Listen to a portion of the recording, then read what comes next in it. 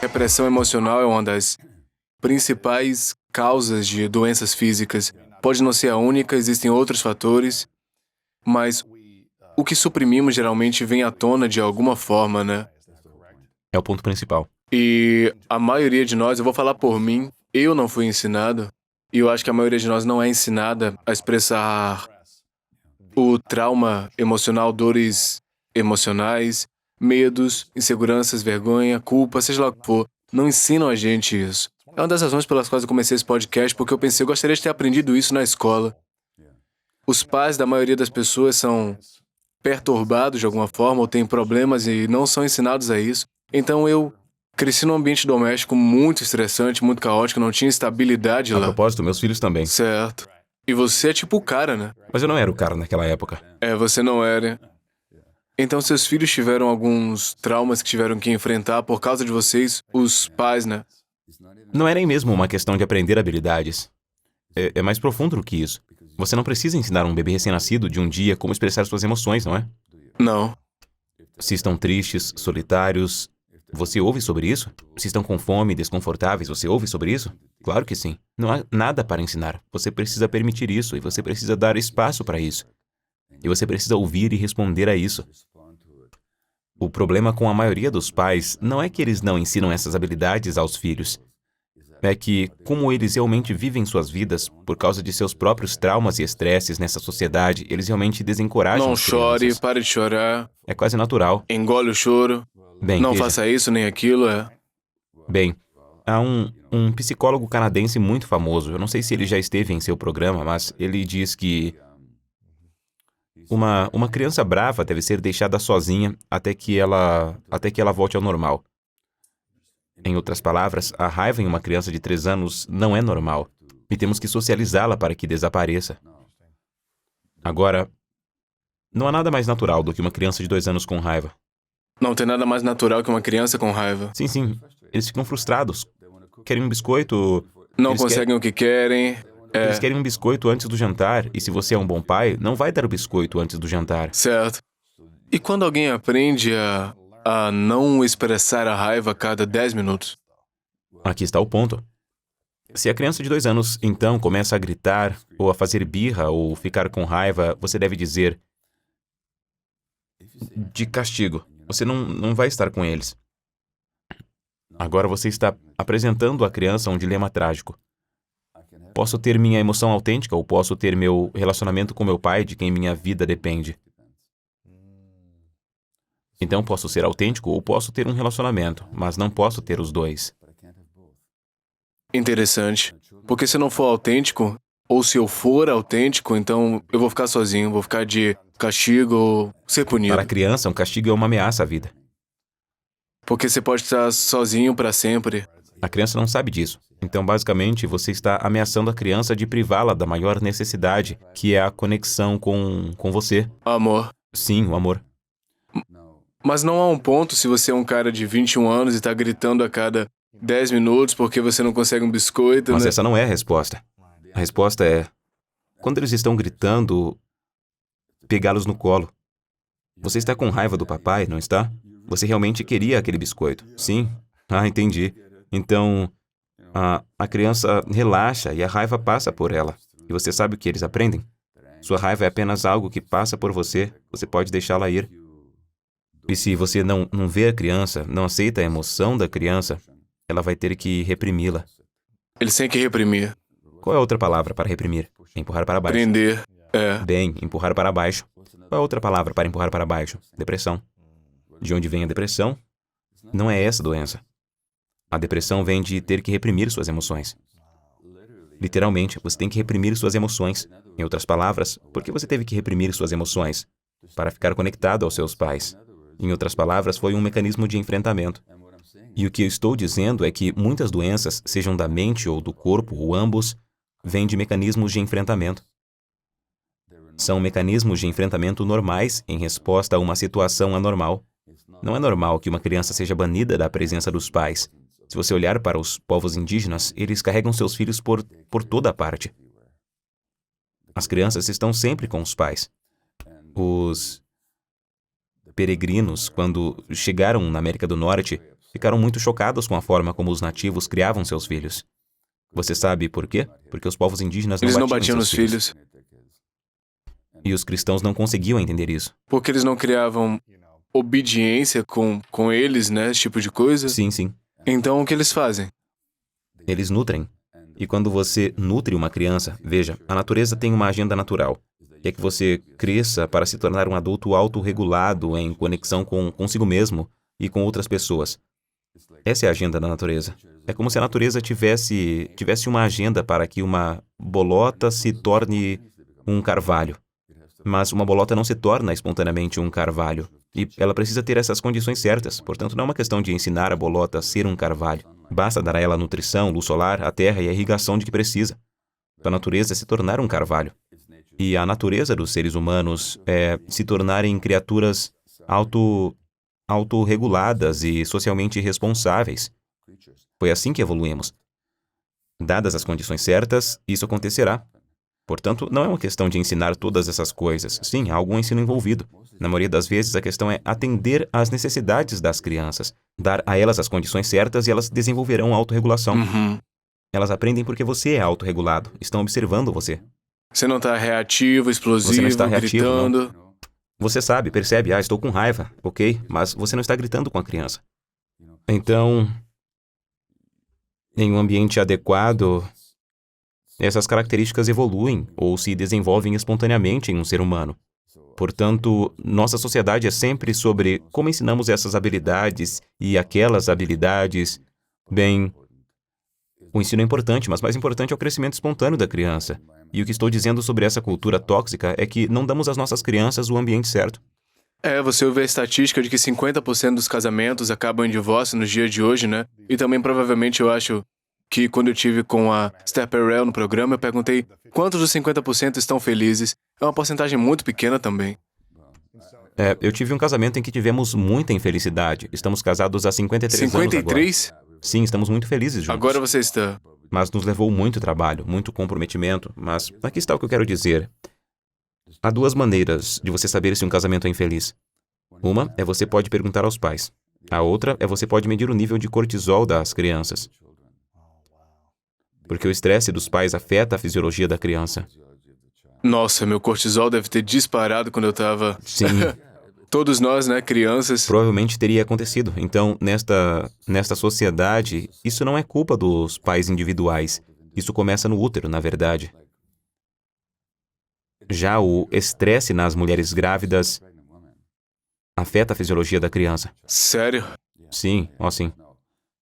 Muitas mulheres grávidas estão tão estressadas. Nos Estados Unidos, em particular... Você está falando de mais estresse emocional, né? Porque tem o estresse físico dos corpos se expandirem, crescerem, haverem dores, mas o estresse emocional, né? Quero dizer, o estresse emocional de ter que... O sistema nervoso. Performar no trabalho ou estar em um relacionamento difícil. Em um dos capítulos do livro, falo sobre isso. Começa com o diário da minha esposa que ela estava escrevendo quando estava grávida de um dos nossos filhos, sobre o quão infeliz ela estava. E ela estava falando com o bebê, dizendo, por favor, não leve esse estresse para o lado pessoal. E ela escreveu isso. E eu citei no livro, O Mito do Normal. E ela sabia o que eu não sabia. Ela não estava infeliz por causa do nosso relacionamento. Ela estava infeliz por causa da relação. Ela estava infeliz por causa do que estava acontecendo em nosso relacionamento, por eu ser um médico workaholic. Não está disponível emocionalmente, né? Exatamente. Exatamente. E até culpando-a pelo que eu estava sentindo. Uau.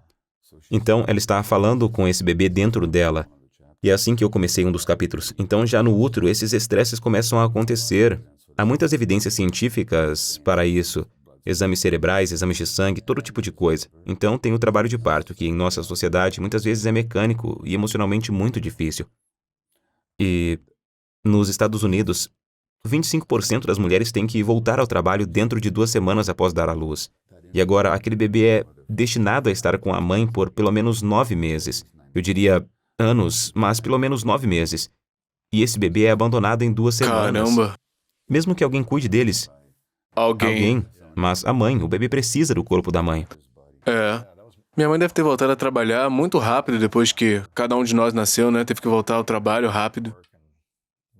Não estou culpando as mulheres. Elas não têm escolha.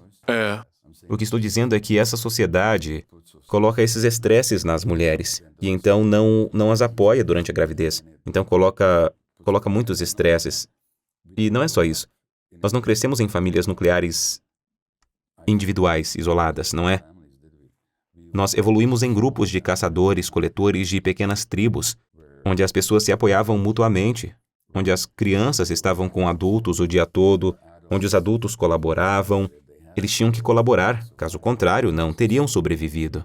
Portanto, é aí que nossa natureza realmente evoluiu. Então, quando você chega à sociedade que lhe diz que as pessoas são naturalmente egoístas, agressivas e competitivas, que isola as mães em casas separadas, onde a comunidade está cada vez mais... Há muitos estudos feitos por sociólogos e outros nos Estados Unidos sobre como as comunidades estão se desintegrando.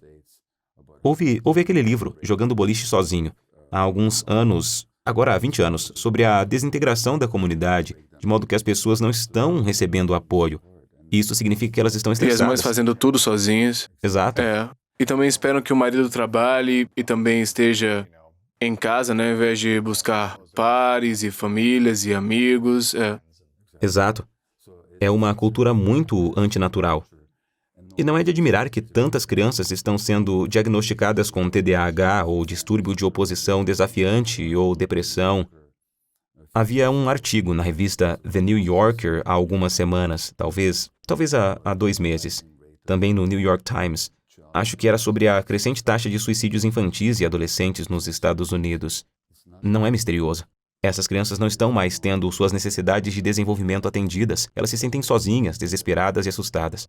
E o uso de drogas aumenta também, né, assim como o vício, Isso mesmo. suicídio. Não há nada misterioso nisso se você olhar o contexto cultural.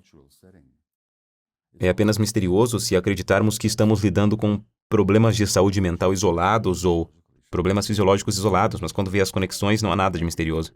Então, quais são os principais, eu acho, problemas de saúde mental? São doenças consideradas doenças tipo depressão, TDAH, ansiedade? Quais são os sintomas de saúde mental que mais acontecem no mundo agora? Você poderia me dizer? Sim, então, a depressão e a ansiedade estão crescendo rapidamente e são grandes desafios. Cada vez mais crianças estão sendo diagnosticadas com TDAH, cada vez mais crianças estão sendo diagnosticadas com algo chamado transtorno opositivo desafiador, O que é isso? oposição desafiadora. É quando a criança é desafiadora e se opõe aos valores e às expectativas dos adultos. Mas pensamos que há algo errado com a criança, em vez de olhar o contexto que faz as crianças serem O desse jeito. ambiente. Essas são doenças. Você pode falar sobre elas como doenças em certo grau. E certamente eu tive depressão e tomei medicação para isso quando tinha 40 anos. E realmente fez diferença para mim. Você pode chamar isso de doença, mas na verdade é uma forma superficial de olhar para isso. E o que isso remonta? Remonta a ser um bebê de 1 ano de idade ou um bebê de 3 meses de idade. E no livro O Mito do Normal, o primeiro capítulo tem uma pintura. A pintura é da minha esposa, baseada em uma foto minha com minha mãe. Isso é em Budapeste, Hungria, 1944. E eu tenho 3 meses de idade. E minha mãe na foto está usando uma estrela amarela que os judeus tinham que usar. Meu pai estava fora trabalhando forçado e em 2 meses seus pais seriam mortos em Auschwitz. Esse foi o meu primeiro ano de vida. Oh, meu Deus! E o olhar do meu rosto está cheio de terror.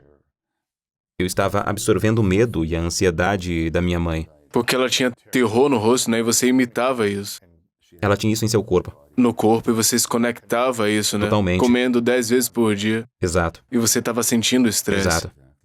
Provavelmente porque não existia calma nela ali, né? Não há calma ali. Mas ela já está tão estressada e está apenas tentando garantir que sobrevivamos. Ela não está lá para realmente receber meus sentimentos. E então, quando eu tenho 1 ano de idade ou 11 meses, ela me entrega a um completo estranho na rua para salvar minha vida. Eu sobreviveria por um dia e provavelmente não teria sobrevivido.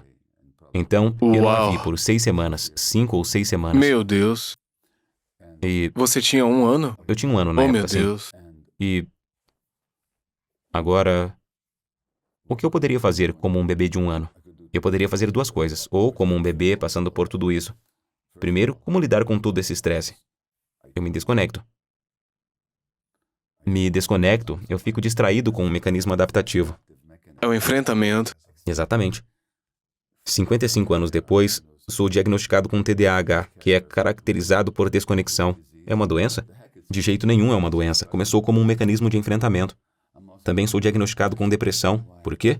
Porque em um ambiente eu tinha que reprimir meus sentimentos para não sobrecarregar minha mãe, que já estava sobrecarregada.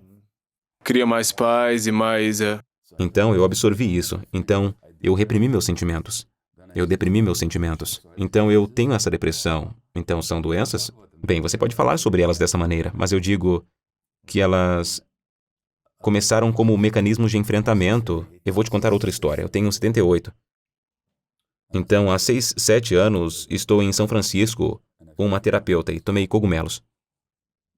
Ela trabalha com cogumelos. E eu trabalhei com psicodélicos. E é uma das coisas sobre as quais escrevo. Mas, desta vez, eu sou o paciente e eu sou o cliente. E estou deitado no colchonete sob a influência do psilocibina. E eu sei exatamente quem sou. Tenho 71 anos. Sou médico, sou escritor, sou palestrante, sou casado com minha esposa Ray e esta é uma terapeuta. Então, não estou alucinando. Eu sei exatamente onde estou, mas ao mesmo tempo estou me experimentando como um bebê de 1 ano. Oh, meu Deus. E esta terapeuta, então, minha mãe, é minha mãe. E eu começo a chorar e digo, sinto muito, eu tornei sua vida tão difícil. Uau. Esse é o meu eu de 1 ano. E de repente, sob a influência, falo isso. Assumi isso muito cedo que sou responsável. Agora, você falou sobre você... Oh, meu Deus. Em nossa conversa anterior, você me contou sobre como estava nesse relacionamento e não conseguia sair. Mesmo muito tempo depois de perceber que não era certo para você, porque você assumiu a responsabilidade de como a outra pessoa se sentiria se você a deixasse, entre aspas, na mão. Estou dizendo, isso é o eu de 1 ano falando, que você assumiu a responsabilidade pelo sofrimento de seus pais e que não deve decepcionar ninguém, porque é sua responsabilidade. Assumimos essas coisas tão cedo, sem palavras, na verdade. Elas apenas se tornam arraigadas. E então, vivemos nossas vidas com base nisso. Até que... Eu acho que uma das coisas que eu costumava fazer quando eu tinha uns 20 anos é que quando você está nos primeiros encontros, você fala muito sobre você. Você quer que a outra pessoa se apaixone por você.